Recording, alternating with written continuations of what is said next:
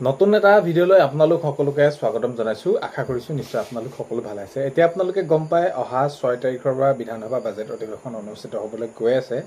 তো এতিয়া এই বিধানসভা বাজেট অধিৱেশনত এই বিষয়টোৱে গুৰুত্ব পাবনে বা এই বিষয়টো গুৰুত্ব সহকাৰে ল'বনে? আগন্তুক সময়ত এই যি অংগনবাড়ী কৰ্মী সহায়িকাসকলৰ এককালীন এই বিষয়টো তেওঁলোকে সেইখিনি উত্থাপন কৰি এককালীনটো দিয়া ব্যৱস্থা গ্ৰহণ কৰিবনে? প্ৰকৃততে কি হ'ব? এই অংগনবাড়ী কৰ্মী সহায়িকাসকলৰ আজি কি অৱস্থা?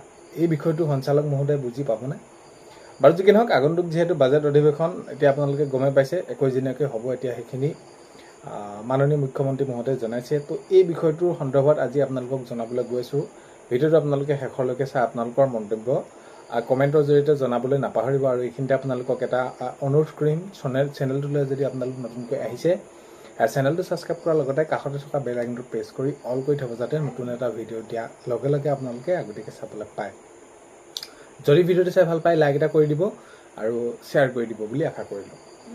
এতিয়া আগন্তুক যিহেতু বাজেট অধিৱেশন আহিবলৈ গৈ আছে, এতিয়া মাননীয় মুখ্যমন্ত্ৰী মহোদয়ে জনাইছে 2026-27 বৰ্ষৰ বাবে বাজেট উত্থাপন হ'ব। আৰু বাজেটত যিহেতু আমি ৰাইজক প্ৰতিশ্ৰুতি দিছিলোঁ, সেই প্ৰতিশ্ৰুতিসমূহ আমি পূৰ কৰিব পৰাকৈ কি কেনেদৰে কোন শিতানত কিমান ব্যয় কৰিব পাৰি সেইটো সন্দৰ্ভত সকলোখিনি, অৰ্থাৎ আমি যিহেতু জানো যে বছৰটোৰ বাবে যিসমূহ কাম কাজ কৰিব তাৰ যিখিনি কাম কাজৰ বিনিময়ত তেওঁলোকক টকা লাগিব, সেইখিনি তেওঁলোকে তাত নিৰ্ধাৰণ কৰিব। আৰু সেই যি বাজেট এতিয়া 2026-27 বৰ্ষৰ বাবে এতিয়া সেইখিনি হ'বলৈ গৈ আছে। এতিয়া বিষয়টো হ'ল অংগনবাড়ী কৰ্মী সহায়িকাসকলে তেওঁলোকে যিটো পাব লাগে প্ৰাপ্য, তেওঁলোকে সেইখিনি তেওঁলোকৰ মাননি বৃদ্ধি হ'ল হয়, কিন্তু এতিয়ালৈকে তেওঁলোকৰ যি বিচৰা মতে তেওঁলোকৰ এতিয়াও মাননি বৃদ্ধি হোৱা নাই। অৰ্থাৎ আপোনালোকৰ মাননি সেই সিমান পৰিমাণে বৃদ্ধি নহ'ল। এতিয়া বৰ্তমান সময়ত আমি প্ৰতিটো দিশতে যদি চাওঁ, তেনেহ'লে মূল্য বৃদ্ধিৰ পৰা আৰম্ভ কৰি যেনেদৰে যিকোনো সামগ্ৰী বা নিজৰ কিবা এটা যদি হয় চিকিৎসা নামত ঔষধ ক্ৰয় কৰিবলৈ যাওঁ, তেনেহ'লে সামগ্ৰীবিলাকৰ কিমান দাম, ঔষধবিলাকৰ কিমান দাম। তো এই এনেদৰে গোটেই ঘৰখন পৰিচালনা কৰোঁতে কিমানখিনি টকাৰ প্ৰয়োজন, আমাক অৰ্থৰ প্ৰয়োজন। কিন্তু এতিয়া এই যি মাননীয় এইখিনি আপোনালোকৰ নিশ্চয় নহয়গৈ, সেয়া আপোনালোকে দাবী জনাই আহিছে। কিন্তু এই বিষয়টো সঞ্চালক মহোদয়ে হওক বা বিভাগৰ কৰ্তৃপক্ষই হওক বা মাননীয় মুখ্যমন্ত্ৰী মহোদয়ে যিহেতু এইখিনি এতিয়া জনাইছিলে এককালীন যিটো দিয়াৰ কথা, তো এই বিষয়টো এতিয়া আগন্তুক যি বাজেটত এইখিনি উত্থাপন হ'বনে?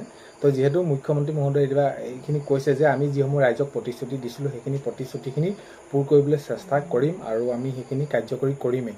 তেতিয়া যিহেতু এই বিষয়টো হোৱা সন্দৰ্ভত এই যি আমি যদি চাওঁ, তেনেহ'লে ভালে কেইদিন হৈ গ'ল, অৰ্থাৎ ভালে দিনেই হ'ল। আৰু এই বিষয়টো যিহেতু এককালীন দিয়া ব্যৱস্থাটো গ্ৰহণ কৰাৰ ক্ষেত্ৰত তেতিয়া আগন্তুক সময়ত আপোনালোকৰ বাবে বহুত বেছি এটা ভাল খবৰ ওলাবলৈ গৈ আছে বুলি ক'ব পাৰি। অৰ্থাৎ আপোনালোকৰ এই বিষয়টো গুৰুত্ব সহকাৰে ল'ব।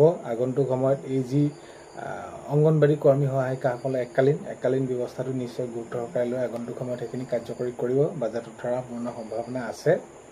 আৰু সেয়াই সকলোৱে বিচাৰি আছে মুঠৰ ওপৰত এই যি এককালীনটো দিব লাগে। কাৰণ কেলৈ এতিয়া অংগনবাড়ী কৰ্মী সহায়িকাসকল হওক, আশা কৰ্মীসকল হওক বা ৰন্ধন কৰ্মী, এতিয়াতো অংগনবাড়ী কৰ্মী সহায়িকাসকলে গৰমৰ বন্ধতো তেওঁলোকে অসুবিধা নাপায়।